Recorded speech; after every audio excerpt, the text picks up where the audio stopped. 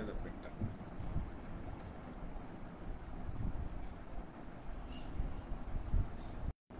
Praise the lord, హల్లెలూయా.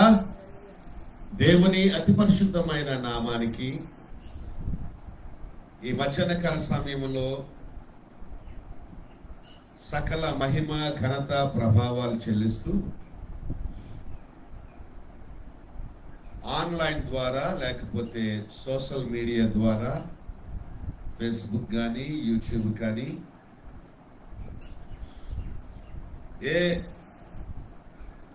ఛానల్లో మీరు ఏ మీడియాలో మీరు చూస్తున్నప్పటికీ కూడా మీ అందరికీ కూడా నజరేయుడైన యేసు క్రీస్తు ప్రభు పేరిట మా ప్రేమాభివందనాలు తెలియజేస్తున్నాం. ప్రియులారా, మా కొరకు మీరు ప్రార్థిస్తున్నందుకు దేవుడు మిమ్మల్ని మిక్కిలి సమృద్ధిగా దీవించి ఆశీర్వదించును గాక. ఈ పరిచర్య కొరకు, ఈ పరిచర్య ద్వారా అనేక మంది, లక్షలాది కోట్లాది మంది ప్రజలకు సువర్తమానము అందేటట్టు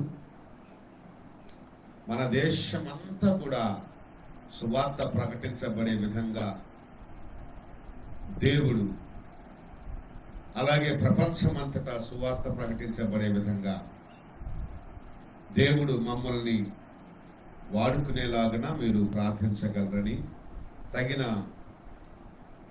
ద్వారాలు ఆయన తెరిచేలాగా కావలసిన సహాయము దేవాది దేవుడు మాకు అనుగ్రహించలాగిన మీరు దయతో మా కొరకు ప్రార్థించగలరని మనస్ఫూర్తిగా మిమ్మల్ని కోరుకుంటున్నాను. దేవుడు ఒకవేళ మిమ్మల్ని ప్రేరేపిస్తే గనక ఈ పరిచర్యను ప్రోత్సహించాలని దేవుడు మీతో మాట్లాడితే గనక దయతో మమ్మల్ని సంప్రదించవలసిందిగా కూడా మిమ్మల్ని మరి ప్రేమపూర్వకంగా మీకు తెలియజేస్తున్నాను. మిమ్మల్ని ప్రభువైన అయిన యేసుక్రీస్తు వారి యొక్క నామంలో మాతో దేవుని రాజ్య వ్యాప్తి నిమిత్తమై పాలి భాగస్తులు కావాలని ఆహ్వానిస్తున్నాను. సరే ప్రియులారా, ఇంకా ఇలా విడిచిపెట్టండి. ఈరోజు దేవుడు మనతో ఒక విభిన్నమైన శైలిలో మాట్లాడాలని ఆశపడుతున్నారు. చాలా మంది దేవుని మాటలు వినరు. కొందరు వింటారు కానీ దానిని పాటించరు. మరికొందరు దాన్ని విని గ్రహిస్తారు. 3 రకాల మనుషులు ఉన్నారు. దేవుడు మాటల్ని కొంతమంది ఇష్టపడరు, వినరు. రెండవ రకం ఏంటంటే కొంతమంది వింటారు, ఇష్టపడతారు, కానీ వాటి ప్రకారం నడుచుకోరు. 3, దేవుని మాటను కొందరు వింటారు, దాని ప్రకారం నడుచుకుంటారు, దాన్ని గ్రహిస్తారు. ఆ వాక్యములో, దేవుడి మాటల్లో ఉన్న, దేవుని వాగ్దానంలో ఉన్న ఆశీర్వాదాలన్నీ వాళ్ళు సొంతం చేసుకుంటారు. దేవుని మాటలు దేనికంటే ఈ భూమి మీద మనుష్యుని యొక్క దీవెన కొరకు, ఈ భూమి మీద మనుష్యుడు దేవుని నామాన్ని మహిమపరిచే జీవితాన్ని జీవించడం కొరకు, అలాగే ఈ మానవుడు ఎటువంటి కొరత కొదువ లేకుండా దేవుని యొక్క సమృద్ధితో ఈ భూమి మీద నివసించటానికి దేవుని మాటలు మనకి అనుగ్రహించబడ్డాయి. చాలా మందికి ఉద్యోగాలు ఉంటాయి, వ్యాపారాలు ఉంటాయి, లేక రావలసినటువంటి ఆదాయం ఉంటుంది, కావలసిన సంపద ఉంటుంది, అలాగే సొమ్ము ఉంటుంది, అలాగే బంధువులు ఉంటారు, బంధుత్వాలు ఉంటాయి, స్నేహితులు ఉంటారు. ఇవన్నీ కూడా ఎప్పటికైనా చెడిపోతాయి. బంధుత్వం చెడిపోతుంది, స్నేహం చెడిపోతుంది, అలాగే సంపద చెడిపోతుంది, ఏవైనా చెడిపోయే అవకాశాలు ఉన్నాయి. కానీ అంటాడు, నా మాట ఎప్పటికీ కూడా ఆకాశము గతించిపోయినా, భూమి గతించిపోయినా, నా మాట మాత్రం ఎప్పుడు గతించదు అని ప్రభు అయిన యేసుక్రీస్తు వారు మాట్లాడుతున్నారు. శాశ్వతమైనది దేవుని మాటే, దేవుడే. కాబట్టి దేవుని మాటను నమ్ముకొని బ్రతికేవాడు ఈ భూమి మీద చాలా సమృద్ధిగా దీవించబడతాడు. ఆయన మాటల్లో అంత ఆశీర్వాదాలు ఉన్నాయి. అందుకొరకే దేవుడు ప్రభు అయిన యేసుక్రీస్తు ఈ భూమి మీద జీవించినప్పుడు తన మాట గొప్పది అని చాలా మందికి బోధించాడు. నా మాట విని దాన్ని గైకొన్నవాడు భూమి మీద 30 60 100 ఫలిస్తాడు అని. అలాగే ఒకసారి ఒక ఆమెమో యేసు ప్రభు దగ్గర, నాయన నిన్ను కన్న తల్లి యొక్క గర్భం గొప్పది, నీకు పాలిచ్చి పెంచినటువంటి ఆ తల్లి రొమ్ములు గొప్పవి అని మాట్లాడినప్పుడు, అవునమ్మా గొప్పదే, నా తల్లి గొప్పదే, కానీ అంతకన్నా ఎవరైతే నా మాట వింటాడో, దాన్ని గ్రహిస్తాడో వాడు అంతకన్నా గొప్పవాడు, ధన్యుడు, నా తల్లి కన్నా గొప్పవాడు అని ఆవిడతో యేసు ప్రభు ఒక మాట చెప్తాడు. కాబట్టి ప్రియులారా, ఉద్యోగాలు ఉన్నవండి, వ్యాపారాలు ఉన్నవండి, డబ్బులు ఉన్నవండి, సంపద ఉన్నవండి, స్నేహితులు ఉన్నవండి, బంధుత్వాలు ఉండనివ్వండి, వద్దు అని అంటం లేదు. కానీ మన జీవితం అనేది దేవుని మాట మీద, ప్రభు అయిన యేసుక్రీస్తు వారి యొక్క మాట మీద ఆధారపడి ఉండాలి.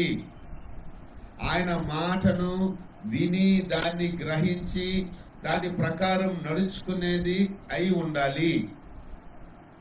అప్పుడు మనము ఎంతో ఉన్నతమైన స్థితిలోనికి వెళ్తాం. చూద్దాం కొన్ని విషయాలు, ఆయన మాటను కూర్చిన కొన్ని విషయాలు మనం ఆలోచన చేద్దాం. ఈరోజు మత్తయి సువార్త 7వ అధ్యాయంలో నుండి 24వ వచనం నుంచి మనం కొన్ని విషయాలు చదువుకుందాం. కాబట్టి ఈయన మాటలు విని వాటి చొప్పున చేయు ప్రతివాడును, చూడండి, వినటం వేరే, విన్న మాటలని బట్టి నడవటం వేరే. దేవుడు ఏది చెప్పాడో దాన్ని చేయటం వేరే. చెప్పాను ముందే, 3 రకాల మనుషులు ఉంటారు. మొదటిగా కొందరు వినరు, కొందరు వింటారు కానీ విన్న మాటల ప్రకారం చేయరు, నడవరు. మరికొందరు వింటారు, దాని ప్రకారం చేస్తారు. అయితే ఇక్కడ 2 రకాల మనుషుల గురించి ఆయన మాట్లాడుతున్నాడు. నా మాటలు విని వాటి చొప్పున చేయు ప్రతివాడు బండ మీద తన ఇల్లు కట్టుకొనిన బుద్ధిమంతుని పోలియుండును. ఇల్లు ఎందుకు కడతారంటే హ్యాపీగా జీవించడానికి, బాధలు లేకున్నా, కరువు లేకున్నా, కష్టం లేకున్నా, ఇబ్బంది లేకున్నా సంతోషంతో ఉండడానికి సొంత ఇల్లును కట్టుకుంటారు. వారి తరువాత సంతానం ఆ ఇళ్లలో ఉండడానికి ఇల్లు కట్టడం అనేది చాలా గొప్ప విషయం. ఇల్లు కట్టుకోవాలి, సొంత ఇంటిలో మనం ఉండాలి. సొంత ఇల్లు చాలా అవసరం. ఆ ఇల్లు మనదైనప్పుడు ఆ ఇంటికి మనం ఆధిపత్యం వహిస్తాం, అధికారం చలాయిస్తాం, ఆనందంగా ఉంటాం, సంతోషంగా ఉంటాం. మన పిల్లలకి, మన తరువాత వారికి అవి చెందేటట్టు ఎంతో గుండె నిబ్బరముతో, మనసుతో ఉంటాం. ఇల్లు లేక బాధపడే వాళ్ళు చాలా మంది ఉన్నారు.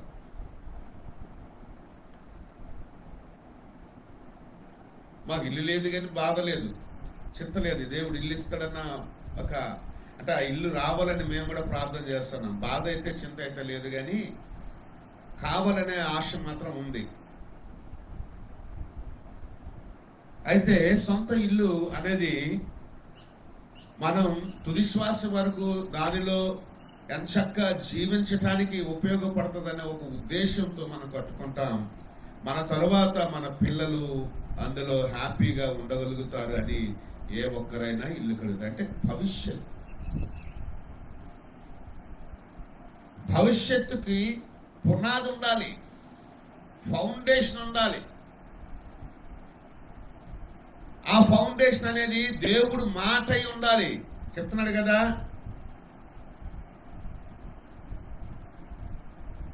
బండ మీద తన ఇల్లు కట్టుకున్న బుద్ధిమంతుని పోలియుండును. బండ అనేది చాలా బలమైనది. దేవుని మాట బలమైనది. దేవుని మాట మీద మనం పునాది వేసుకోవాలి. దేవుని మాట మీద పునాది వేసుకోవాలి. రాయి మీద పునాది వేయాలి. బండ మీద పునాది వేసుకుని వాడు ఇల్లు కట్టుకుంటే, వాడు ఇల్లు కట్టుకున్న తర్వాత అంట వాన కురిసెను, వరదలు వచ్చెను, గాలి విసిరి తన ఇంటి మీద కొట్టెను. చూడండి, ఇల్లు కడతాం, కానీ ఆ ఇంటి మీదకి సమస్యలు వచ్చినప్పుడు గాలి రూపములో, వాన రూపములో, వరద రూపములో సమస్యలు వస్తాయి. మానవ జీవితానికి సమస్యలు వస్తాయి. డబ్బున్న జీవితానికి సమస్యలే, డబ్బు లేని జీవితానికి సమస్యలే. అన్ని రోజులు ఒకలాగుండవు. ఎక్కడో ఒక దగ్గర స్నేహం చెడిపోవచ్చు, బంధుత్వం చెడిపోవచ్చు, కుటుంబం చెడిపోవచ్చు. అన్నిటికీ మూలం డబ్బే. చాలా మట్టికి మూలం డబ్బు వల్లే సమస్యలు వస్తాయి. మోసకారులు, ఈ లోకంలో మోసకారులు. నిజమైన స్నేహితులు ఎవరూ లేరు, నిజమైన బంధువులు ఎవరూ లేరు, యేసు ప్రభు తప్ప. అందుకోసమే స్నేహితుని మాట గాని, అందుకోసమే బంధువుల మాట గాని, అందుకోసమే లోకస్తుల మాట గాని నమ్మకూడదు. దేవుని మాట నమ్మాలి. దేవుడి మాట మీద నిలబడాలి. దేవుడు మాట ఇస్తే మాట తప్పడు. దేవుడు ప్రేమిస్తే ఆ ప్రేమ దూరం చేసుకోడు. దేవుడు ఒక వరం ఇస్తే వరం తీసుకోడు. దేవుడు జ్ఞానం ఇస్తే జ్ఞానం తీసుకోడు. దేవుడు మాట ఇచ్చి తప్పడానికి నరుడు వంటి వాడు కాడు. ప్రతి మనుష్యుడు కూడా మన మేధాశక్తిని ఉపయోగించుకుంటారు, మన ఆలోచన ఉపయోగించుకుంటారు, మన శ్రమను దోపిడీ చేస్తారు, మన సమయాన్ని దోపిడీ చేస్తారు, కానీ మనకి మేలు చేయరు. ఎప్పుడైనా సరే, ఎక్కడైనా సరే ఒక ఒప్పందం ఉండాలి. ఇప్పుడు ఒక కంపెనీ వాడు ఉద్యోగం ఇచ్చాడు అనుకుందాం. ఆ ఉద్యోగంలో ఒప్పందం ఉంటుంది. ఒక ప్రభుత్వం ఉద్యోగం ఇచ్చింది అనుకోండి, ఆ ప్రభుత్వం ఆర్డర్స్ ఇస్తారు. అంటే government orders, company order, government order వచ్చి మీకు నెలకి ఒక 2 లక్షలు జీతం ఇస్తాం, నెలకి 2 రోజులు 3 రోజులు సెలవులు ఇస్తాం, వెకేషన్కి ఒక సంవత్సరానికి 2 వారాలు ఇస్తాం. ఇలాంటి లిస్ట్ అన్నీ. మీకు అనారోగ్యం అయితే మీకు మేము వైద్యం చేయిస్తాం, మీ పిల్లలకు చేయిస్తాం, మీ భార్య మీరు మరణిస్తే మీ భార్యకి మేము ఉద్యోగం ఇస్తాం, పిల్లలకు ఉద్యోగం ఇస్తాం. ఇలాంటివన్నీ నియమాలు నిబంధనలు కలిగినటువంటి ఒక ఆర్డర్తో నీకు ఒప్పందం కూర్చుకొని ఏదైనా పని చేయాలి. అంతేగాని ఒకడేదో చెప్పాడని, ఒకడేదో పనిచ్చాడని, ఒకడేదో నమ్మబలికాడని మనం పనులు చేయకూడదు. గాలి మాటల్ని ఎప్పుడు కూడా నమ్మకూడదు. సమస్యలు వస్తాయి, వాన కురుస్తుంది, వరదలు వస్తాయి. వాన అంటే చిన్న చినుకు టిక్కు టిక్కు టిక్కు టిక్కు టిక్కు టిక్కు టిక్కును పడి అది పెద్ద వర్షమై వరదైపోతుంది. చిన్న సమస్యతో ప్రారంభమైనటువంటి ఆ సమస్య పెద్ద వానై వరదైపోతుంది. అప్పుడు అందులో కొట్టుకుపోవడమే తప్ప బయటకు రావటానికి అవకాశం కుదరదు. బుద్ధిమంతుడైతే దేవుడు మాట ఇస్తే మాట తప్పుడని దేవుడి మీద ఆధారపడతాడు. చెప్పండి, ఇప్పుడు మీకు ఎన్ని పోయినాయి? ఒక ఆయన అన్నాడు, నేను నా స్వాస్థ్యాన్ని అంతటినీ అమ్మేసుకున్నాను అప్పులు తీర్చడానికి, నా ఇల్లు పొలాలు అమ్మేశాను అప్పులు తీర్చడానికి అని అన్నాడు. ఇంకొక ఆయన మొన్న మధ్యలో 5 కోట్లు మాట మీద ఇచ్చాడంట, 5 కోట్లు మరి తిరిగి ఇవ్వలేదంట. ఇంకొక ఆయన వచ్చి అంటాడు, 3 కోట్లు నష్టపోయానండి, మాట మీద ఇచ్చానండి, ఆ మాట మా స్నేహితుడే నమ్మనండి, ఆ 3 కోట్లు పట్టుకుపోయాడండి, ఇప్పుడు స్నేహము లేదండి, ఫోన్ ఎత్తడము లేదండి, ప్రార్థన చేయండి అయ్యగారు. ఇలాగా మనుషులు తప్పిదాలు చేస్తూ ఎవడో మనిషి మాటలు నమ్మి, ఎవడో మనిషిని నమ్మి దేవుడిని వదిలేసి, దేవుడి మాటలు నమ్మడం వదిలేసేసి ఈ లోకస్తుల మాటలు పట్టుకొని తిరుగుతుంటే వాళ్ళు ఏం దీవించబడతారు, వాళ్ళు ఏం ఆశీర్వదించబడతారు? ఈ రోజున నష్టపోతున్నారు. వాళ్ళ శ్రమ ఒక 3 కోట్లు, ఒక 5 కోట్లు సంపాదించాలంటే ఎంత శ్రమ పడాలి? సంపాదించిన పడిన శ్రమ, రాత్రి పగలు నిద్రమాని చేసిన పని, ఆ సమయము, ఆ ఆరోగ్యము అన్ని వేస్ట్ అయిపోయినాయి. ఆ డబ్బులు వేస్ట్ అయిపోయినాయి. ఇప్పుడు వాడెవడో తిరిగి రాడు. ఆ డబ్బు పట్టుకొని పోయి వాడు సుఖపడ్డ వాడి దేవుడు చూస్తూ ఊరుకోడు. అన్యాయం చేసిన వాటి ప్రతి ఒక్కరికి దేవుడు దొరివేస్తాడు.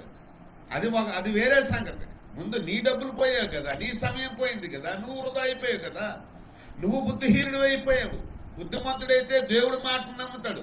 బుద్ధిమంతుడైతే దేవుడు మాటను నమ్మి, దేవుడు మాట మీద పునాది వేసుకొని జీవితాన్ని కట్టుకుంటాడు. దేవుడు మాటలు బట్టి బ్రతుకుతాడు. నీతిమంతుడు విశ్వాస మూలంగా బ్రతుకుతాడు. అంటే దేవుడు మాటల మీద నమ్మకంతో బ్రతుకుతాడు. దేవుడే ఆధారం వాడికి. ఈ నష్టపోయిన ఆ 3 కోట్లు, ఆ 5 కోట్లు, ఆ 9 కోట్లు, ఆ 19 కోట్లు, ఆ 100 కోట్లు ఎవడిస్తాడు నీకు? జీవితమే సరిపోద్ది.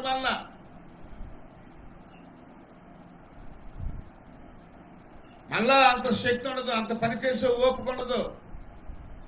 కాబట్టి డబ్బుల విషయాల్లో కానీ, లేకపోతే ఉద్యోగం విషయంలో కానీ, వ్యాపారం విషయంలో కానీ ఎవరిని నమ్మొద్దు. గత వారం చెప్పుకున్నాం కదా, ఆ చిన్న కుమారుడు ఆస్తి అంతా పట్టుకెళ్ళిపోయి దూరదేశం పోయి దుర్వ్యాపారం చేస్తే ఆ దేశంలో కరువు వచ్చింది. తండ్రి దగ్గర తీసుకెళ్ళిపోయిన సొమ్మంతా ఖర్చు పెట్టేశాడు. ఆకలితో జీవితం గడపడం జరిగింది. పందుల్ని పొలాల్లో మేపే ఉద్యోగం దొరికింది. ఆ కరువులో ఆహారం లేకపోతే తన దగ్గర డబ్బు ఉండేటప్పుడు తను ఏ స్నేహితులతో అయితే కాలం గడిపాడో ఆ స్నేహితులందరినీ హెల్ప్ చేయండి అని అడిగితే ఏ స్నేహితుడు కూడా తనకి హెల్ప్ చేయలేదు. కానీ తన దగ్గర ఉన్నది మాత్రం వాడుకొని తినేశారు, తాగేశారు. అప్పుడు ఆఖరికి కడుపులో ఆకలి ఎక్కువైపోతుంటే, కడుపులో నొప్పి వస్తుంటే ఆకలి తీరని ఆకలితో మరి చాలా బాధపడుతుంటే ఆ పందులు తినే పొట్టును కూడా తిని కడుపు నింపుకోవడానికి ప్రయత్నం చేశాడు. ఏ మనుష్యుడు, ఏ స్నేహితుడు, ఏ బంధువు తన అవసరాన్ని తీర్చలేకపోయాడు. తన దగ్గర ఉన్నవన్నీ ఖర్చు పెట్టించారు తప్ప. అప్పుడు తండ్రి గుర్తొచ్చి తండ్రి దగ్గరికి వెళ్ళి తను చేసిన తప్పుని ఒప్పుకొని, అయితే అతనికి బుద్ధి వచ్చినప్పుడు అని మాట అక్కడ రాయబడింది.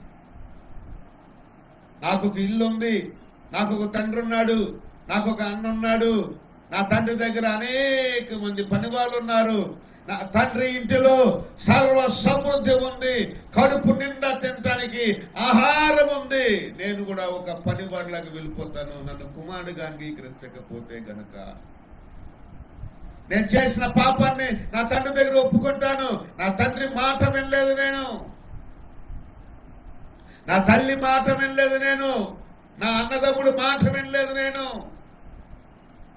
నా ఇంట్లో ఏమో సమృద్ధి ఉంది, అక్కడ నేను తిరిగి నా ఇంటికి వెళ్ళిపోతాను, నా తండ్రి దగ్గరికి వెళ్ళిపోతాను.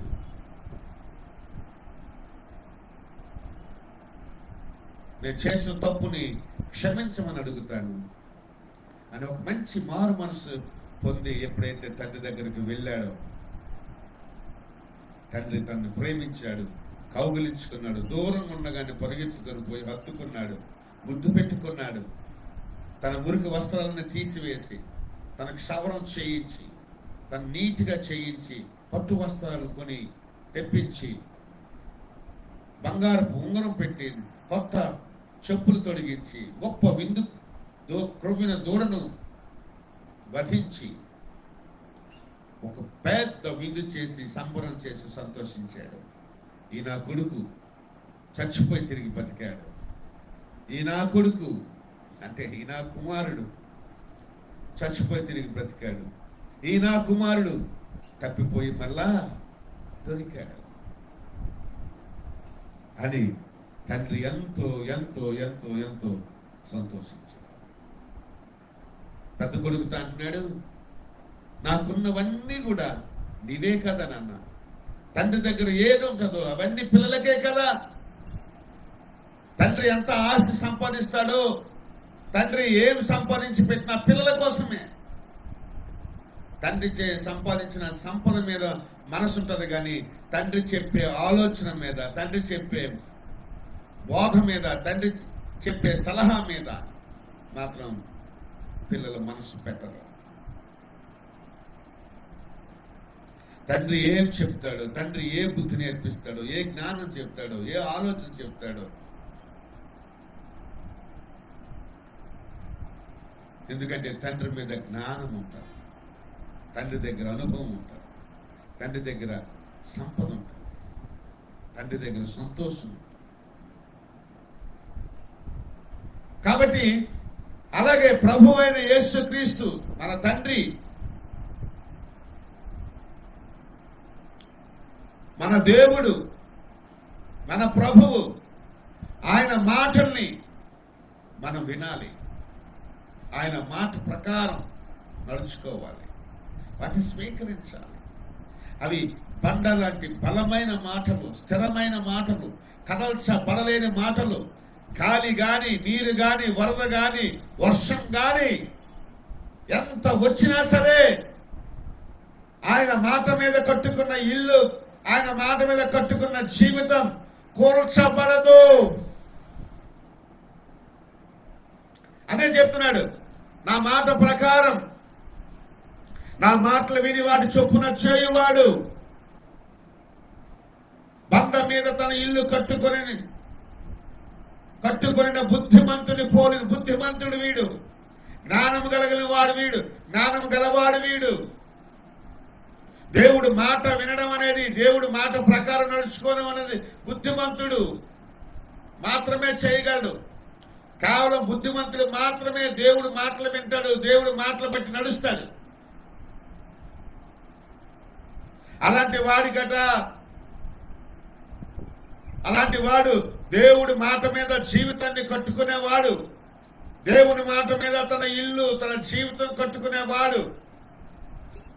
అలాంటి వాడి మీదకి వాన కురుస్తుంది. నీతిమంతుల మీదకి, భక్తిమంతుల మీదకి, బుద్ధిమంతుల మీదకి సమస్యలు రావని అనుకోకండి. ఎంత నీతిగా బతికితే అన్ని సమస్యలు వస్తాయి, ఎంత బుద్ధిగా బతికితే అన్ని నిందలు వస్తాయి, అన్ని సమస్యలు వస్తాయి. అందుకోసం చాలా మంది అతి మంచి కూడా ఈ లోకంలో తప్పేనండి అంటారు. కానీ దేవుడి మాట మీద మనం బ్రతికేటప్పుడు మన సమస్యల్ని దేవుడు చూచుకుంటాడు. హల్లెలూయా. ఎందుకు అంటే మనం ఎవరిని ఆధారం చేసుకున్నాం? దేవుణ్ణి, దేవుని మాటని ఆధారం చేసుకున్నాం. తెలుసా, మనం పడుకునేటప్పుడు మన చుట్టూ దేవదూతలను పెడతాడు, మన ఇంటి చుట్టూ దేవదూతలను పెడతాడు. మనం నిద్రిస్తుండగా ఆయన మనకు అనుగ్రహిస్తున్నాడు. మనం ఇంటిలో నుంచి బయటికి వెళ్ళేటప్పుడు ఆశీర్వదించబడుతున్నాం, బయట నుండి ఇళ్ళలోకి వచ్చినప్పుడు ఆశీర్వదించబడుతున్నాం. ఎక్కడికి వెళ్ళినా అడుగు పెట్టిన ప్రతి స్థలము ఆశీర్వాదం అవుతుంది. ఎందుకు అంటే దేవుడు మాట విని దాని ప్రకారం చేస్తున్నాం కాబట్టి. మన చుట్టూ తన ఆత్మను ఉంచుతున్నాడు, అగ్ని కంచె వేసి ఉంచుతున్నాడు. మనడు దుష్టుడు ముట్టకున్నా, సాతాను ముట్టకున్నా, దయ్యం ముట్టకున్నా, అపవాది కీడు చేయకున్నా దేవుడే మన చుట్టూ కాపుదలిచ్చి నడిపిస్తున్నాడు. మన గొప్పతనమేం కాదు ఇది. వేలకు ఆహారాన్ని ఇస్తున్నాడు, కుటుంబాన్ని, సేవను, సంఘాన్ని నడిపించుకునే శక్తి, సామర్థ్యాలు ఇస్తున్నాడు.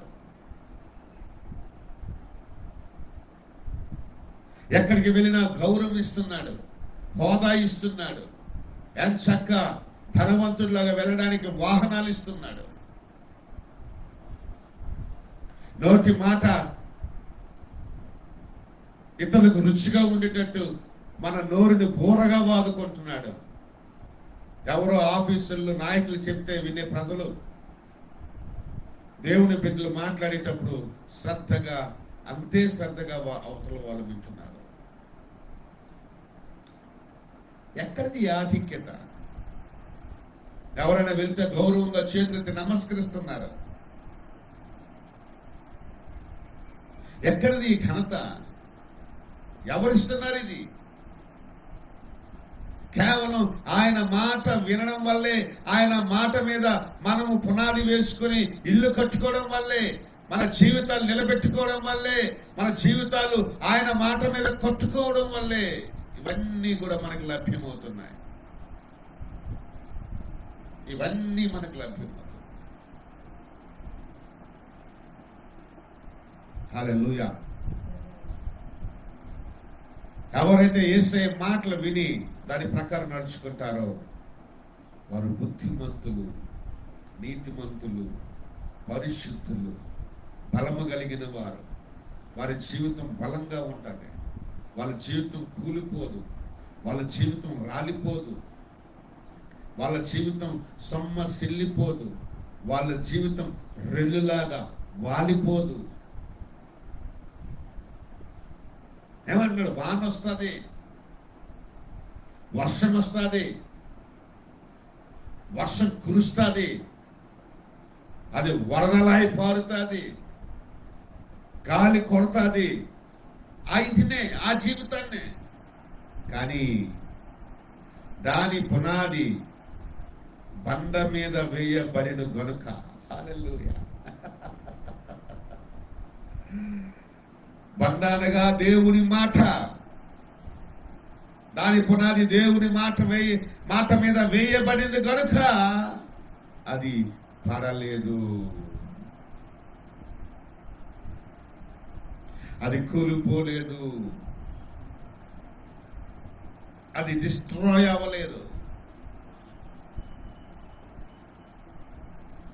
ఎవరైతే దేవుడి మాట మీద తన జీవితాన్ని కట్టుకుంటారో, ఎన్ని సమస్యలు వచ్చినప్పటికీ కూడా, ఎన్ని కష్టాలు వచ్చినప్పటికీ కూడా, ఎన్ని శోధనలు వచ్చినప్పటికీ కూడా, ఎన్ని నిందలు వచ్చినప్పటికీ కూడా, ఎన్ని బాధలు వచ్చినప్పటికీ కూడా వారు పడిపోరు. వారిని దేవుడు పడనివ్వడు. వారిని దేవుడు పడనివ్వడు. బుద్ధిమంతుని, నీతిమంతుని, పరిశుద్ధుని బలపరిచే దేవుడై ఉన్నాడు. కాపాడే దేవుడై ఉన్నాడు. సంరక్షించే దేవుడై ఉన్నాడు. తన మాట మీద నిలబడ్డాం కాబట్టి తన మాటలో ఉన్న శక్తి, సామర్థ్యం, తన మాటలో ఉన్న ఆశీర్వాదం, తన వాగ్దానంలో ఉన్నటువంటి నెరవేర్పు మన జీవితంలో ఆయన స్థాపిస్తాడు. ఆయన ఉంచుతాడు.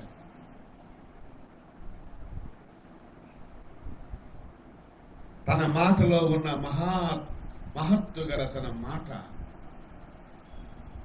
మనల్ని పడనివ్వదు. మన జీవితాలు పడనివ్వదు, కూలనివ్వదు, నాశనం కానివ్వదు. హల్లెలూయా.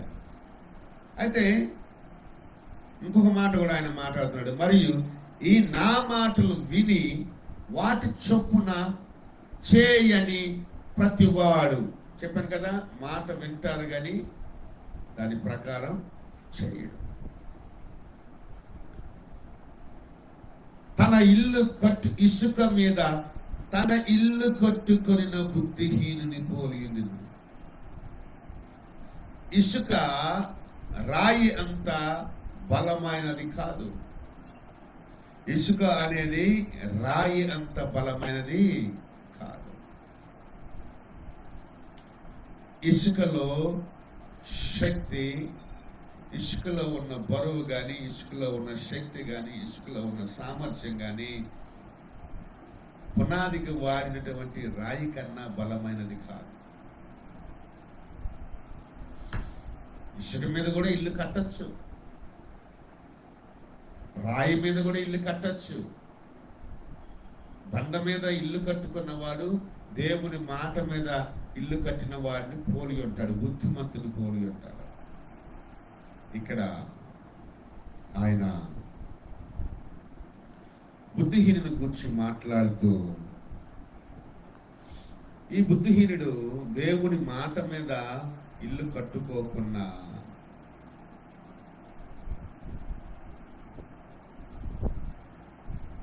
దేవుడు మాట అనే బండ మీద ఇల్లు కట్టుకోకుండా ఇసుక అనేది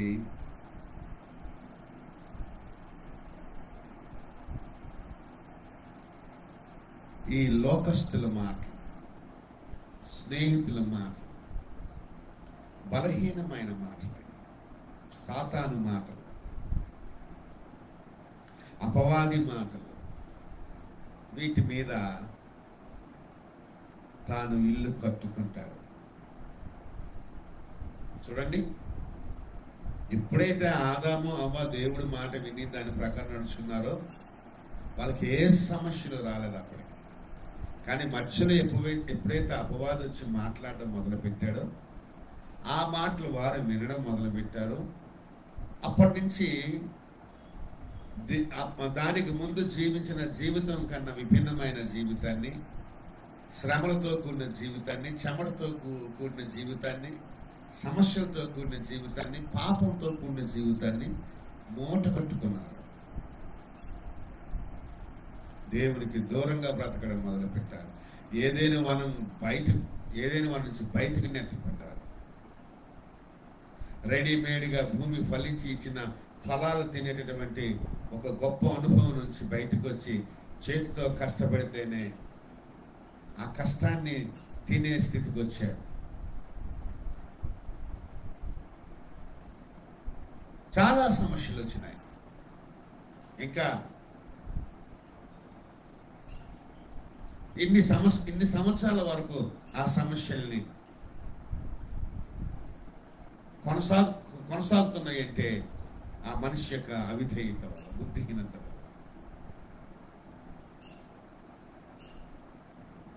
కాబట్టి యేసయ్య మాటలు ఎవరైతే వినరో, యేసయ్య మాటలు విని కూడా దాని ప్రకారం చేయరో వారు బుద్ధిహీనులు. వారి జీవితం దేవుని మాట మీద కట్టబడి ఉండదు, నిలబెట్టబడి ఉండదు. ఈ రోజున పరిశుద్ధ గ్రంథమైన బైబిల్ ఈ బుద్ధిహీనుల కోసం కొన్ని మాటలు, జ్ఞాని అయిన సొలొమోను అనుభవం నుంచి కూడా మనం కొన్ని మాటలు మనం గ్రహిద్దాం. జ్ఞాని అయిన సొలొమోను అంటాడు 27వ అధ్యాయం 3వ వచనంలో, సామెతల గ్రంథంలో, రాయి బరువు, ఇసుక భారము, ఈ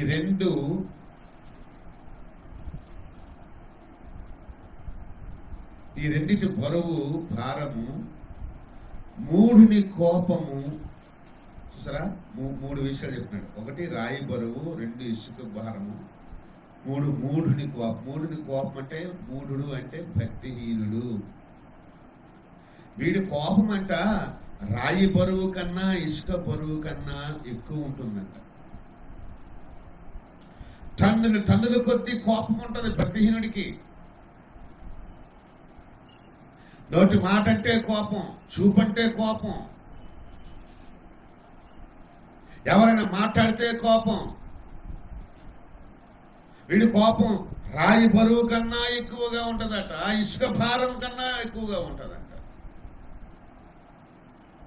అంటే అంత బాధ కలిగిస్తుంది. వాడు కోపడితే యువతల వాళ్ళు బాధపడతారు.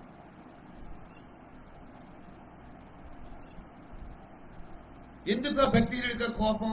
ఎందుకు? అది వేస్ట్ కదా. ఏం చెప్తున్నారో వినొచ్చు కదా కాసేపు. తిరిగి మళ్ళీ మనం స్పందించాలంటే స్పందించాలి, లేదంటే లేదు, లేకపోతే మౌనంగా ఉంటాం. భక్తిహీనుడికి కోపం వల్ల ఒరిగేదేమి ఉండదు. ఆ కోపం వల్ల ఇతరులకు గాయాలు తగులుతాయి. 1వ అధ్యాయము 7వ వచనంలో ఏమంటాడంటే, యెహోవా యందు భయభక్తులు కలిగి ఉండుట తెలివికి మూలము. దేవుడి యందు భయము భక్తి కలిగి ఉండుట మనకి తెలివినిస్తుంది. మూర్ఖులు అనగా భక్తిహీనులు జ్ఞానమును ఉపదేశమును తిరస్కరిస్తారు. అరే బాబు వినండ్రా, అరే నాయన వినండ్రా, అరే బాబు చదవండ్రా, అరే బాబు పుస్తకాలు తీయండ్రా, అరే బాబు ఇంటి పాటు ఉండండ్రా, బయట బలాదు తిరక్కండ్రా, గాలికి తిరక్కండ్రా, రోజంతా వేస్ట్ చేసుకోకండ్రా, కాస్త జ్ఞానం సంపాదించుకోండ్రా, కాస్త మంచితనం సంపాదించుకోండ్రా, చెడిపోవద్దురా, చెడు స్నేహాలు వద్దురా, లోకంలో లోకస్తులతో ఎక్కువ టైం స్పెండ్ చేయొద్దురా, సొల్లు కొట్టొద్దురా, ఇల్లు విడిచి వెళ్ళొద్దురా,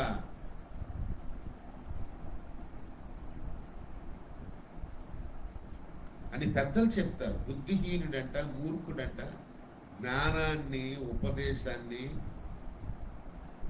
చెప్పాను కదా తిరస్కరిస్తాడు, రిజెక్ట్ చేస్తాడు. డోంట్ టెల్ మీ, నువ్వు చెప్పేదేంటే, నువ్వెవరయ్యా మాకు చెప్పడానికి, మాకు చెప్పాల్సిన పని లేదులే అని జ్ఞానాన్ని తిరస్కరిస్తాడు. 3వ అధ్యాయం 25వ వచనంలో, జ్ఞానులు ఘనతను స్వతంత్రించుకుంటారు. అంటే జ్ఞానులు అంటే బుద్ధిమంతులు, వాళ్ళు ఘనతను స్వతంత్రించుకుంటారు. బుద్ధిహీనులు అవమాన భరితులగుదురు. బుద్ధిహీనులు ఏంటంటే చెప్పిన మాట వినకపోవడం వల్ల వాళ్ళకి రిజల్ట్స్ ఏమి ఉండవు, అవమానమే.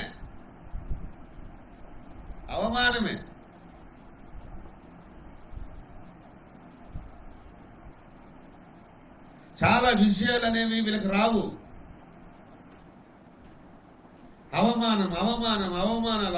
అవమానాలే వాళ్ళ జీవితాల్లోకి వస్తాయి, కానీ గొప్ప గొప్ప విషయాలు రావు. ఎందుకు అంటే వాళ్ళు బుద్ధిహీనులు. తల్లిదండ్రులు చెప్పినా దేవుడు చెప్పినా వినని వారు. వాళ్ళకి ఏంటంటే ఎప్పుడైనా వాళ్ళు ఇష్టపడే వాళ్ళు చెప్తే వింటారు, లోకస్తులు చెప్తే వింటారు, పొరుగులు చెప్తే వింటారు, బయట వాళ్ళు చెప్తే వింటారు. మనమంటే ఇష్టపడిన వారు పిల్లల మైండ్ సెట్ని పాడు చేస్తారు. మన కుటుంబం మీద, మన పెద్దల మీద, తల్లిదండ్రుల మీద చెడుగా చెప్తారు. అవి వాళ్ళు వింటారు బయట, అవి వాళ్ళకి రుచిగా ఉంటాయి. కానీ తల్లిదండ్రులు చెప్పింది మాత్రం వాళ్ళకి రుచిగా ఉండదు. ఎందుకంటే బయట ఆల్రెడీ సైతానుగాడు, దెయ్యం ఆ విత్తనాలు వాళ్ళ హృదయాల్లో, వాళ్ళ మైండ్లో వేసి పడేసింది. అవి మొలకెత్తేసాయి. కాబట్టి ఎంత మంచి చెప్పినా, తల్లిదండ్రులు ఎంత ప్రేమించినా ప్రేమ పట్టించుకోరు, ఆ తల్లిదండ్రులు చెప్పిన మాటలు పట్టించుకోరు. ఈ చెడు ఎవరైతే చెప్పారో వాళ్ళు వీళ్ళని పోషించరు, పెంచరు, వీళ్ళ అవసరాలు తీర్చరు. తల్లిదండ్రులే ఇవన్నీ తీర్చాలి. కానీ తల్లిదండ్రుల మాటలు వినకున్నా మాత్రం ఒక తాంత్రిక శక్తి, మాంత్రిక శక్తి, చిల్లంగి శక్తి ఉన్నట్టుగా వాళ్ళ హృదయాలు వాళ్ళ మాటలతో బంధిస్తారు. ఇది వారి పాపం. ఎవడైతే ఆ మాటలు చెప్పాడో, ఎవడైతే ఆ గురుగులు విత్తారో పిల్లల హృదయాల్లో, వారి తప్పు. మీరు దిగంబరులు అయినప్పుడు, ఆదాము అవ్వలు దిగంబరులు అయినప్పుడు, మీరు దిగంబరులని మీకు చెప్పిన వాడు ఎవడని అన్నాడు దేవుడు. సిగ్గుపడ్డారు, అవమానపడ్డారు, ఆకులతో వస్త్రాలు చేసుకున్నారు. ఆ వస్త్రాలు దేవుడు తీయించి చర్మపు చొక్కాయలు తొడిగించాడు. ఇప్పుడు డిఫరెంట్ లేటెస్ట్ గార్మెంట్స్ వచ్చినాయి మనకి.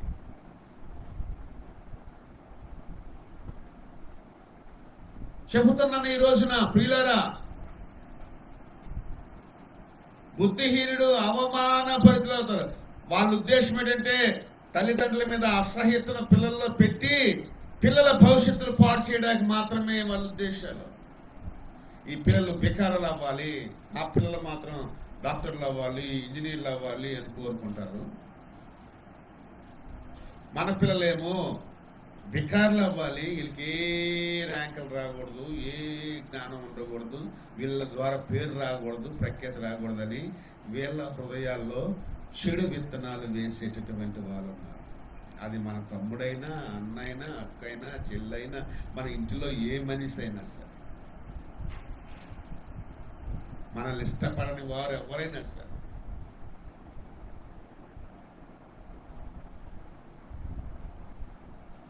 తెలుసా? ఇది చాలా దౌర్భాగ్యం. అయితే బుద్ధిహీనుడు అది గ్రహించడు. అందుకోసమే వాడు ఎక్కడికి వెళ్ళినా అవమానం. ఏ ఎంట్రన్స్ టెస్ట్ రాసినా వాడికి ర్యాంక్ రాదు, మంచి కాలేజీ రాదు. మళ్ళీ తిరిగి ఆ కాలేజీలో జాయిన్ అయినప్పుడు ఆ కాలేజీని తిడతాడు. వీడు ముందు చదువుకొని పర్సెంటేజ్ తెచ్చుకుంటే, వీడు ముందు చదువుకొని 4 మార్కులు ఎక్కువ తెచ్చుకుంటే అప్పుడేమైంది బుద్ధి? ఇప్పుడు కాలేజీ బాగోదు, ఆ లెక్చరర్స్ బాగోరు. ఎక్కడ బాగుంటుంది? ముందు మన బుద్ధి బాగుంటే మనకు మంచి కాలేజీలే వస్తాయి. తల్లిదండ్రి చెప్తే చదవండి చదవండి చదవండి, రోజుకు 1 గంట చదవండి అని అంటారు. తెల్లవారు 5 గంటల నుంచి రాత్రి 11 వరకు మనకు రోజుకు 1 గంట ఉండదా? తెల్లవారు 5 నుంచి రాత్రి 11 గంటల వరకు ఊరి మీద బలాదూరే కదా. మరి నువ్వు ఎప్పుడు జ్ఞానం సంపాదిస్తున్నావు? నీ జ్ఞానం ఎక్కడొస్తుంది? భక్తిహీనత. 1 అరగంట వాక్యం చదవండి, ప్రార్థన చేయండి, 1 గంట చదవండి. ఇలాగే బిల్డప్ చేసుకోవాలి లైఫ్. చిన్నప్పుడే దేవుడు అనే ఒక భక్తి వస్తే, చిన్నప్పుడే మనం పునాది వేసుకుంటే దేవుడి మీద, పెద్ద అయ్యేటప్పుడు మన జీవితాలు బాగుంటాయి. సమస్య వచ్చినప్పుడు, శోధనలు వచ్చినప్పుడు మనం నిలదొక్కుంటాం. అంతేగాని ధనవంతులు అవడం కోసం ప్రయత్నం చేస్తున్నాం, కానీ దేవుడు యందు ధనవంతులు అవడం కోసం మాత్రం ప్రయత్నం చేయటం లేదు. క్రమశిక్షణలో ఎదగటం లేదు, ఆత్మీయ జీవితంలో ఎదగటం లేదు, కొన్ని సెక్యులర్ స్టడీస్లో కూడా ఎదగటం లేదు. అంత పెద్దగా ఉండాలి, బుద్ధి రావాలి, బుద్ధి మనకు రావాలి. నీకు మార్కులు వస్తే నువ్వే బాగుపడతావు, నీకు జ్ఞానం కలిగితే నువ్వే బాగుపడతావు, నీకు ఉన్నత స్థితి వస్తే నీవే బాగుపడతావు. ఇవన్నీ ఉండాలి.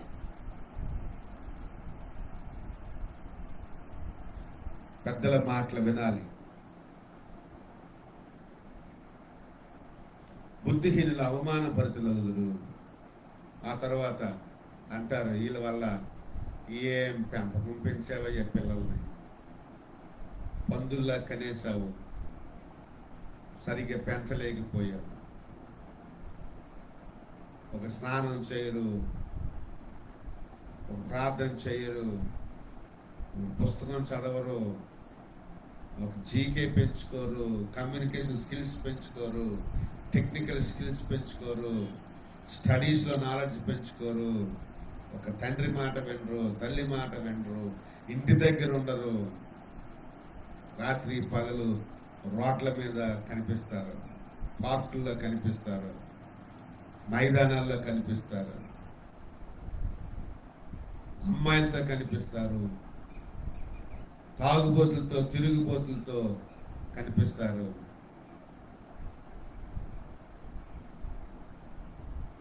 బ్యాడ్ హ్యాబిట్స్ ఉన్న వాళ్ళతో కనిపిస్తారు. మీ పిల్లలేనండి అని అంటారు ఎవరికైనా, మీ పిల్లలేనండి, ఆ పొలాల్లో తోటల్లో కనిపిస్తారండి, అక్కడ చెత్త బ్యాచ్ ఉంటుందండి, వాళ్ళు ఏం చేస్తారో ఎవరికి తెలియదండి, ఏం చేస్తారో మాకు తెలుసు, కానీ మీ పిల్లలు కూడా వాళ్ళతోనే ఉన్నారండి అంటే మన బోటి వాళ్ళకి ఎంత బాధేస్తుంది. మనం దేవుని బిడ్డలం, యేసు ప్రభు బిడ్డలం, ఆయన పరిశుద్ధ రక్తంలో కడగబడిన బిడ్డలం. మన పాపాలు కడగబడ్డాయి, మనకు పాపాలు తుడిచివేయబడ్డాయి, మన పరిశుద్ధులం, దేవుని నీతిలో ఎదగాల్సిన వారు, దేవుని మార్గాల్లో ప్రయాణం చేయవలసిన వారు.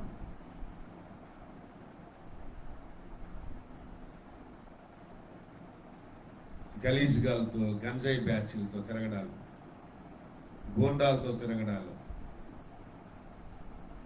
ఆపుకోవాలి, ఆపాలి. They are not our well wishers. తల్లిదండ్రులే వెల్ విషర్స్, దేవుడే వెల్ విషర్. మనకి స్తోమత లేనప్పుడు, మనం పెద్ద పెద్ద కాలేజీల్లో చదివించలేనప్పుడు, మన ఇంటి దగ్గర మన క్రమశిక్షణ కలిగి తల్లిదండ్రుల మాటలు విని వెళ్తే, ఖచ్చితంగా దేవుడు మాటలు విని వెళ్తే ఎక్కడైనా దీవించబడతాం. 10వ అధ్యాయం 21వ వచనం అంటాడు, నీతిమంతుని పెదవులు అనేకులకు ఉపదేశిస్తుంది, బుద్ధి లేకపోవడం చేత మూఢులు నశించిపోతారు. నువ్వు నీతిగా నిలబడితే నువ్వు అనేక మందికి టీచ్ చేస్తావు, నీ మాటలు వింటారు. 16వ అధ్యాయం 22వ వచనంలో, తెలివి గలవానికి వాని తెలివి జీవపు ఊట, మూఢులకు లేక భక్తిహీనులకు వారి భక్తిహీనతే శిక్ష. నిన్ను శిక్షించేది నీ బుద్ధిహీనతే. నిన్నెవరు శిక్షించరు, వీడు చెప్తే వినట్రాని పక్కకు పడేస్తారు, కానీ నీ బుద్ధిహీనత వల్లే నీకు శిక్ష, నీకు నష్టం, నీకే కష్టం. అసహ్యత వేస్తుంది. 4 సార్లు చెప్పిన తర్వాత 5వ చెప్పడానికి అసహ్యత వేస్తుంది. చాలా బాధపడతాం. వినాలి. వినకపోతే అదే రిపీటెడ్గా కంటిన్యూగా చేస్తే అది నిన్నే, నీ బుద్ధిహీనత నిన్ను శిక్షిస్తుంది. చాలా జాగ్రత్తగా తెలుసుకోండి పిల్లరా. హల్లెలూయా. 15 అంటాడు, మూఢుని మార్గములు వాని దృష్టికి సరి అయినవి, జ్ఞానము గలవాడు ఆలోచన అంగీకరించడు. ఇక భక్తిహీనుడు అనుకుంటాడు, నేను వెళ్తున్న మార్గమే కరెక్ట్ అయినది, నా ఆలోచనే కరెక్ట్ అయినది, నేను చేసే పనే కరెక్ట్ అయినది, నేను వెళ్తున్న మార్గమే నిజమైనది అని వాడికి అనిపిస్తుంది. తర్వాత గోబ గుయ్యమనిపిస్తాడు వాడెవడో. ఈ డంకీలు అప్పుడు తినే బదులు నా తెలివిని ఆధారం చేసుకోకూడదు, దేవుని తెలివిని ఆధారం చేసుకుని నేను బతకాలి అని దేవుడు మాటను కూడా నువ్వు అంగీకరించాలి. ఇలాగే మాకు కూడా మా వయసులో ఇలాంటి తెలివి ఏడ్చింది కాబట్టి మేము చాలా నష్టపోయాం. ఆ తర్వాత దేవుడి మాటే నిజమైనది, దేవుడి మాటే ఘనమైనది, దేవుడి మాటే విజయాన్ని ఇచ్చేది అని చెప్పేసి జ్ఞానాన్ని సంపాదించుకుని ఇప్పుడు దేవుడి మాట ప్రకారం జీవించడానికి ఎంతో ప్రయత్నాలు చేస్తున్నాం. కాబట్టి మనకి కంటికి కనిపించేది, చెవికి వినిపించేది, మనసు కనిపించేదంతా నిజమే కాదు. ప్రయత్నం చేయడం మంచిదే. ఏదైనా సరే, ఇప్పుడు నేను ఒక IAS కలెక్టర్ అవ్వాలంటే ప్రయత్నం చేయాలా. నీ అంబిషన్స్, నీ డెస్టినేషన్, నీ గోల్స్ ఎవరు కూడా అడ్డుకోరు.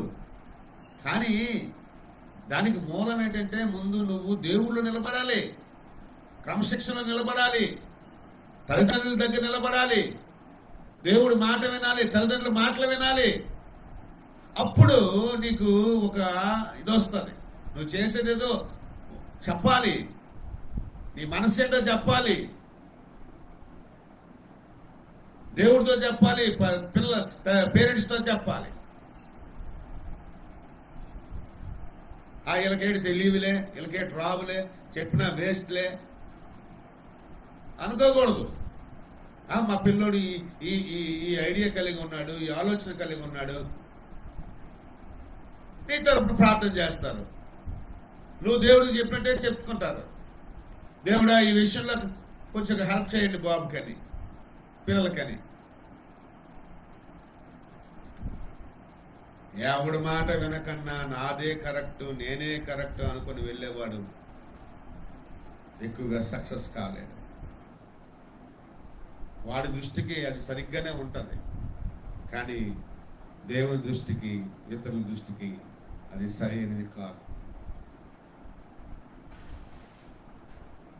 అది సరైనది కాదు. కొందరు కంబైన్డ్ బిజినెస్ చేస్తారు. ఇప్పుడు హీరో హోండా అని ఇంతకుముందు ఉండేది, ఇప్పుడు అది హీరో గాను హోండా గాను విడిపోయినాయి.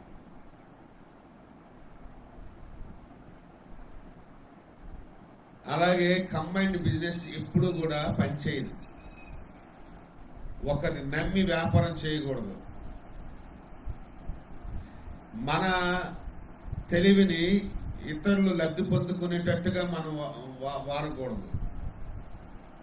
నువ్వు నష్టపోయి ఇతరులు లబ్ధి పొందకూడదు. నువ్వు లబ్ధి పొందుతూ ఇతరులు లబ్ధి పొందాలి. మన బ్యాంక్ అకౌంట్ డీటెయిల్స్ కానీ, మన సంపాదన కానీ, మన శ్రమ కానీ, మన సమయం కానీ మనకు ఆశీర్వకరంగా ఉండు, ఇతరులకు ఆశీర్వకరంగా ఉండాలి. చాలామంది స్టాక్ మార్కెట్ అని, బిట్ కాయిన్ అని, మ్యూచువల్ ఫండ్స్ అని, వీటి మీద ఇప్పుడు చాలామంది ఆధారపడుతున్నారు. ఎవడి అకౌంట్ వాడికే ఉండాలి. ఎవడు కాయిన్ ఏ బిట్ కాయిన్ కొంటే ఆ బిట్ కాయిన్ వాడి అకౌంట్కే వెళ్ళేటట్టుగా ఉండాలి. రేపు ఉదయం ఇంకొకడు అకౌంట్లోకి అది వెళ్ళిపోతే వాడు ఇస్తాడో ఎవడో తెలీదు. నా అకౌంట్లోకి వచ్చింది నీకెందుకు ఇవ్వాలి అంటాడు. అది నీ కష్టం, నీ తెలివి, నీ డబ్బు. కాబట్టి బిజినెస్ చేసేటప్పుడు నీ ఓన్ అకౌంట్తో చెయ్యి. ఇప్పుడు మేము సంపాదించింది మా పిల్లల పేరు నేస్తాం, ఇంకొకరి పిల్లల పేరు నేయం కదా. సులువుగా చెప్పుకోవాలి. చెప్తున్నాను మాటలు చాలా జాగ్రత్తగా గమనించాలి, అంటే అర్థమయ్యేటట్టు మీకు చెప్తున్నాను. చిన్న వయసులో స్నేహితులంటే తల్లిదండ్రుల కన్నా గొప్పలుగా ఉంటారు, కానీ వాళ్ళు పెద్ద అయినప్పుడు వాళ్ళ స్వార్థం వస్తుంది. అప్పుడు మోసం చేస్తారు.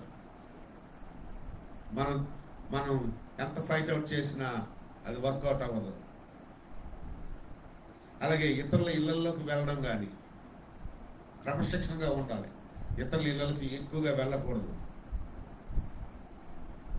అది బాబాయ్ అయినా, అది పెదనాన్న అయినా, అది పక్కింటోడైనా, లేకపోతే ఎవరైనా సరే వెళ్ళకూడదు. మన ఇంట్లో మనం చక్కగా ఉండి మనకు కలిగింది మనం తిని ఆట పాట చూసుకుని రావటం తప్ప ఇతరుల ఇళ్ళకి ఎక్కువగా వెళ్ళకూడదు. అక్కడ ఏదైనా మన వల్ల గాయం అవ్వచ్చు, మన మీద నింద వేయచ్చు, మనకు అవమానం రావచ్చు. ప్రేమే పంచుతారు కానీ పెదవుల మీద ఉంటుంది, మనసులో ఉండదు. అది గుర్తు చేసుకోవాలి. 29వ అధ్యాయం 11వ వచనంలో అయితే జ్ఞానవంతుడట ఆలోచన అంగీకరిస్తాడట. జ్ఞానవంతుడట ఆలోచన అంగీకరిస్తాడు. బుద్ధిహీనుడు తన కోపమంతా కనపరచును, జ్ఞానము గలవాడు కోపం అణుచుకొని దానిని చూపకుండును. బుద్ధిహీనుడికి కోపం ఎక్కువ. వైఫై లాగా ఉంటుంది కోపం చుట్టూ. జ్ఞానం గలవాడు కోపాన్ని అణుచుకుంటాడు.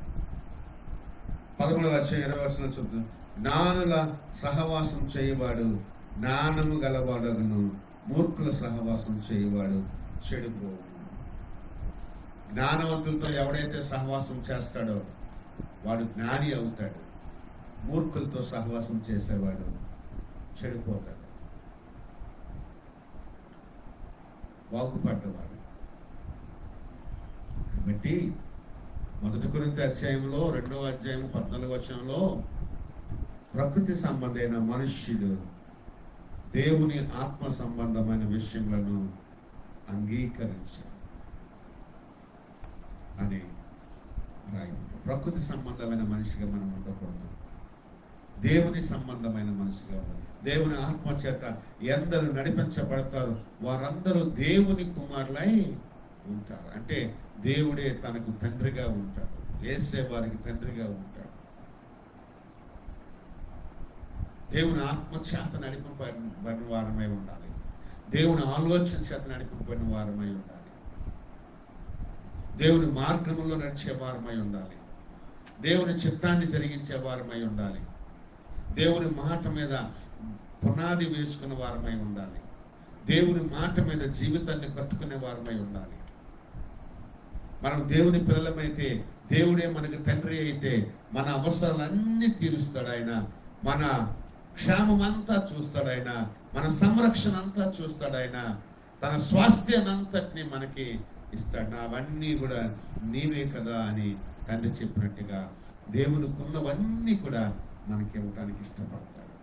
మన భవిష్యత్తు బాగుంటుంది. శ్రమలు వచ్చినా, శోధనలు వచ్చినా, బాధలు వచ్చినా, తుఫాను వచ్చినా, గాలి వచ్చినా, నీరు వచ్చినా, వర్షం వచ్చినా, వరద వచ్చినా దానికి మన జీవితాలు కూలిపోవు, పడిపోవు. బుద్ధిమంతులు పోలి ఉంటాం, జ్ఞానము కలిగి ఉంటాం, సంపద కలిగి ఉంటాం, సమృద్ధి కలిగి ఉంటాం, సంతోషం కలిగి ఉంటాం. దేవునితో సహవాసం కలిగి ఉంటాం, సకల ఐశ్వర్యాలు కలిగి ఉంటాం, సకల ఆశీర్వాదాలు కలిగి ఉంటాం. కాబట్టి బుద్ధిహీనుడిలాగా దేవుడు మాట విన్నా దాన్ని చేయకున్నా మాత్రం ఉండకండి. దేవుడు మాట విని దాని ప్రకారం చేయండి. నాకు వేరుగా ఉండి మీరేమీ చేసుకోలేరు. దినములు చెడ్డవి కనుక సమయాన్ని పోనీయక సద్వినియోగం చేసుకోండి. అజ్ఞానుల వలె కాక జ్ఞానుల వలె నడుచుకోండి అన్నాడు. కాబట్టి టైం వేస్ట్ చేసుకోకండి, బయట తిరగకండి, బలాదూరు తిరగకండి, చెడు సహవాసం చేయకండి, దుష్టుల జోలికి పోకండి. దేవుడి మాటకు విలువిచ్చి దేవుడి మాట విని దేవుడి మాట మీద జీవితాన్ని కట్టుకొని బండ మీద ఇల్లు కట్టుకున్న వానిగా బుద్ధిమంతునిగా పోలి నడుచుకుంటే నీ ద్వారా నీ జీవితం ద్వారా దేవునికి మహిమ ఘనత ప్రభావాలు కలుగుతాయి. అట్టి కృపతో నిన్ను నన్ను దేవుడు దీవించునుగాక. ఒకవేళ ఇంకా అజ్ఞానం చేత ఇగ్నోరెన్స్ చేత నువ్వు దేవుడి మాట విని కూడా దాని ప్రకారం నడుచుకోకపోతే నువ్వు ఇసుక మీద ఇల్లు కట్టుకున్న బుద్ధిహీనుడు పోలి ఉంటావు. వాన వచ్చినప్పుడు, వరద వచ్చినప్పుడు, వర్షం వచ్చినప్పుడు, గాలి వీచినప్పుడు నీ ఇల్లు కూల్చబడుతుంది, నీ జీవితం కూలిపోతుంది. సమస్యల్లో, బాధల్లో, ఇరుకుల్లో, తుఫానుల్లో, కష్టాల్లో, శ్రమల్లో, శోధనల్లో నువ్వు నిలిచి ఉండలేవు. నువ్వు దేవుడు మాట మీద లేవు కాబట్టి సాతాను ఒడిలో, లోకపు ఒడిలో, స్నేహితుల ఒడిలో నువ్వు ఉన్నావు కాబట్టి నీ జీవితం బాగుపడదు. నువ్వు దేవుని చేతిలోనికి రా, దేవుడు మాట విను, దేవుడు మాట అంగీకరించు, దేవుని వైపు తిరుగు, యేసుకు లోబడి నీ జీవితాన్ని జీవించవలసిందిగా కోరుకుంటూ ఈ మాటలను ముగిస్తూ ఉన్నాను. అట్టి కృప దేవుడు మనందరికీ అనుగ్రహించునుగాక. అందరూ కూడా కళ్ళు మూసుకుందాం. అమ్మగారు వచ్చి ప్రార్థన చేస్తారు. చివరిలో ఆశీర్వాదం తీసుకుని ముగించుకుంటారు.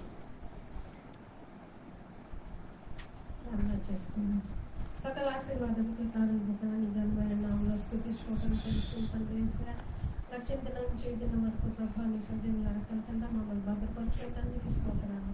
అలాగే ప్రభా ఈ మధ్యాహ్నం కాసంలో తండ్రి వేసా దేవ మీ దాస్ ద్వారా ప్రభా ఈ బలమైన వాక్యం తండ్రి నీ స్వరాన్ని మనందరికీ వినిపించడానికి స్తోత్రాలు తండ్రి. ప్రభా ఇదిగో తండ్రి ఈ లోకంలో ప్రభా మేము జీవిస్తున్నాం కాబట్టి ప్రభా అయ్యా తండ్రి మీ మాట ప్రకారం తండ్రి జీవించడానికి అట్టి కృపా ప్రభా మనందరికీ దయచేయం తండ్రి వేసా దేవా నీ మాట ప్రకారం మేము చేస్తే ప్రభా నీ మాటని ఆధారం చేసుకొని జీవిస్తే ప్రభా అయ్యా తండ్రి మేము దీవించబడతాము తండ్రి. ఎటువంటి శోధన ఎదురైనా సరే, ఎటువంటి బాధ నష్టాలు ఎదురైనా సరే ప్రభా అందులో మేము నిలిచితాము తండ్రి వేసా. నీ వాక్యంలో ప్రభా నిలిచి ఉంటాము తండ్రి వేసా. దేవునికి స్తోత్రాలు. అయ్యా ఎంతో మంది ప్రభా నీ మాట విని అయ్యా తండ్రి మాట ప్రకారం చేయని వారు ఎంతో మంది ఉన్నారు తండ్రి. వాళ్ళు బుద్ధిహీనులుగా ప్రభా ప్రవహిస్తూ అయా ప్రభా జీవితంలో ఎన్నో నష్టాలు తెచ్చుకుంటాను తండ్రి. ప్రభా ఈ దినం నుంచి ప్రభా అయా బుద్ధిమంతుడుగా ప్రవర్తించడానికి నీ మాట ప్రకారం జీవించడానికి ప్రభా అందరికీ నీ కృప అనుగ్రహించమని ప్రార్థిస్తుందండి. మా జీవితాన్ని ప్రభా మార్చేది ఈ మాటే ప్రభా, నీ జీవమైన మాటే ప్రభా. అయ్యా మా జీవితంలో తండ్రి ఈ మాట ఫలించేటట్టుగా ప్రభా అందరినీ దీవించండి. అలాగే ప్రభా ఈ ఆన్లైన్ ద్వారా ప్రభా ఎంతో మంది నీ వాక్యం విన్నారు తండ్రి. ప్రతి ఒక్కరిని వాక్యం చేత బలపరిచాను తండ్రి. అయా తండ్రి నీ మాట ప్రకారం చేయడానికి అయా దీవించబడడానికి ఆశీర్వాదించబడడానికి ప్రతి బిడ్డను ప్రతి ఒక్క కుటుంబికుని పేరు మీద దీవించండి, ఆశీర్వాదించండి. అలాగే మా బిడ్డలు కూడా దీవించండి. వాక్యమును సజ్జీవితాన్ని బిడ్డలకి దయచేయండి. వాళ్ళు ఉండే ప్రభు ప్రతి అజ్ఞానతనే యేసునామములో దూరపరచండి. వాక్యం చేత ప్రభు వాళ్ళు బలపరచండి, ఈ వాక్యంను నడిపించండి. అలాగే ప్రభు ప్రతి ఒక్కరిని దీవించండి, సంఘంలో జతపరచండి. ప్రతి బిడ్డని ప్రతి కుటుంబీకుని ప్రభు ఈ వాక్యం ద్వారా దీవించండి, ఆశీర్వదించండి, బలపరచండి. అలాగే ప్రభా రేపటి దినాన్న జరగబోయిన ఏపీలో తండ్రి Yes, Lord. Thank you, Jesus. ఆశ్చర్యకరంగా జరిగించండి. Bless అయా ప్రతి Andhra Pradesh. వాతావరణం తండ్రి Yes, ప్రభా Lord. అయా నీ చేతికి Good God. తన తండ్రి ప్రభా శాంతి For your సమాధానం ప్రభా దయచేయండి. ఏంటంటే అల్లరి లేక, ఏంటంటే గొడవ లేక, ఏంటంటే దుష్టుడు ప్రభా అందులో ప్రభా అయా తండ్రి నీ కృప ఉంచమని ప్రార్థిస్తుంది. ప్రతి దుష్టుడిని Yes, Lord. నజరేయుడైన యేసునామమున బంధిస్తుందండి. అయా శాంతి సమాధానంతో, అయా ప్రజల్ని ప్రభా సంతోషంతో, ఆనందంతో ప్రభా అయా నీ దృష్టిలో ఎవరైతే మంచి నాయకుడుగా ఉన్నారు తండ్రి, ఈ రాష్ట్రం దేశం నడిపించగలుగుతారు తండ్రి, ప్రజల్ని ప్రేమిస్తారు, ఆదరణ కలిగిస్తారు తండ్రి, మాకు అలాంటివి అయా మంచి నాయకుడు మాకు దయచేయమని ప్రార్థిస్తుందండి. అయా రేపటి దినాల్లో ఎలక్షన్కి వెళ్తుండగా ప్రతి ప్రజల ప్రమాణ అయా నీ కృప ఉంచండి. ఎటువంటి ప్రభా ప్రాణాపాయం జరగకన, అయా గాలి వడదెబ్బ తగలకన కాచి కాపాడింది తండ్రి ప్రభా. ప్రతి ఒక్క ప్రజలను దీవించండి. ఎలక్షన్ డ్యూటీ చేస్తున్న ప్రతి బిడ్డలకు పేరు పేరును దీవించండి, నీ కృపలు భద్రపరచండి. సమస్త మహిమకంతా ప్రభావం మీద అర్పించుకుంటూ యేసు పరిశుద్ధ నామములో అడిగి వేడుకుంటున్నాం తండ్రి. ఆమేన్.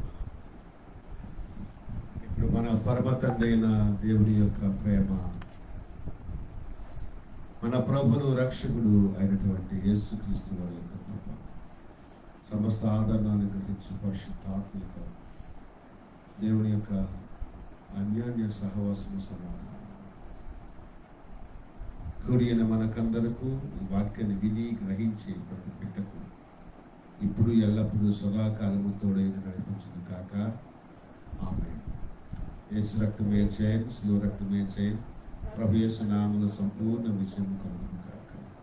ఆమేన్. God bless you. బ్లెస్సింగ్స్.